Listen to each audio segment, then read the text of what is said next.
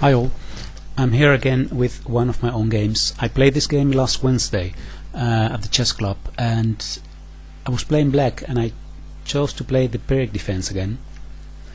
d4, knight f6, and here my opponent played knight to d2, and that is a very uncommon move, knight to d2.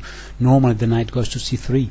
So when he played this I thought, okay, probably he wants to keep the possibility open to play c3 or c4 in the game later, and that's exactly what happened. After g6 he played c4 now, and with c4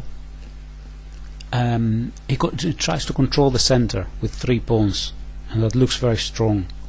I played bishop to g7, and now he played f4, so bringing even more pawns to the center. Now this massive front, this massive wall of pawns on the 4th rank look very impressive at first sight, but with black there's actually nothing to be afraid of. We see this kind of pawn formations also in the King's Indian defense. The 4 pawns variation is called, and the difference now in this position is that the knight is on d2 and instead of c3. In the 4 pawns variation of the King's Indian, the knight is on c3, having more control, more influence in the center. So what I did was I played simply c5, challenging the center. He chose to advance this pawn d5, so we have a kind of transposition to a sort of Benoni setup, again with the difference of this knight on d2 instead of c3. The knight on d2 is actually blocking the development of the bishop on c1. I took on d5, he took with the c pawn, and I castled here. Now he played bishop to d3, and here I played rook to e8, and that is a very normal move in this kind of Benoni-like positions, but actually a very interesting idea that I found with Fritz was queen to e7 here. And the idea behind queen to e7 is that if white is not careful and simply castles, then black can win a pawn, because the bishop on d3 is undefended. So knight takes d5, after e takes d5, queen e3 check, gaining the bishop. So then black has won a pawn and has a very, very beautiful position. So this is something to remember, and well, maybe not especially this move in this position, because the possibility to encounter this position again is very small, since most people don't play knight to d2. But one thing that we can remember is, okay, if a move like bishop d3 is played here, actually immediately you would have to think, hey, this bishop on d3 is undefended. Is there any possibility to make use of this? And that's actually the way to spot tactics in a game, looking at undefended pieces and those kind of things, patterns. Alright, but let me continue with the game now. Rook to e8, castles, c4 I played here.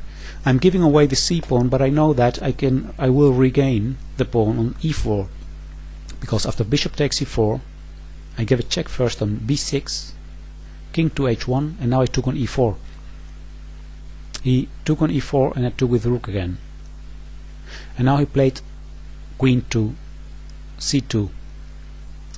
The first thought that came to my mind was to play bishop f5, but it doesn't work, of course, because after bishop f5 then he plays bishop to d3, and then if I move away my rook he will gain a pawn here on f5, so that's unfortunately not possible. So what I did, instead of bishop to f5, I simply went with my rook back to e8. I'm still controlling this open file, the e file. Rook to b1 was played, and now bishop to f5. He played bishop to d3, I took on d3, he took back, and here I went with my knight to d7. And when I reviewed the game at home using Fritz, he showed me actually a very interesting idea, and that is, of course, what I want to do is to bring my knight to c5, but there are 2 ways to get there. The other way is to play knight to a5, and the interesting thing about this is that if b4 is played, I can take on b4, because the queen on d3 is attacked. If the queen would not be on d3, then of course a3 would be very strong, but now this makes actually the move knight to a6 possible, not only with the idea of going to c5, but also with the idea in some variations to go to b4 I mean. But anyway, in the game I didn't play to a6, I played to d7 my knight. He played b4 to prevent my knight from going to c5, so I went to f6, and here he played f5, trying to open some diagonals and open some lines on the king's side and to start an attack there.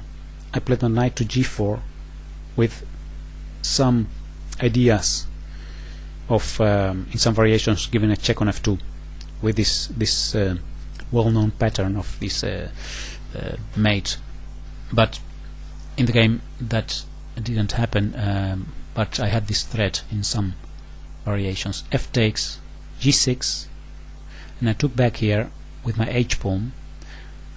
I didn't take with the f pawn because then the square e6 becomes very weak and his knight can enter to e6 easily, moving knight to g5, knight to e6.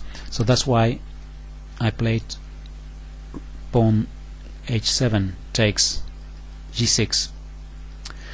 Here queen to d2 was played, and I thought quite for a long time here because I didn't know how to improve my position.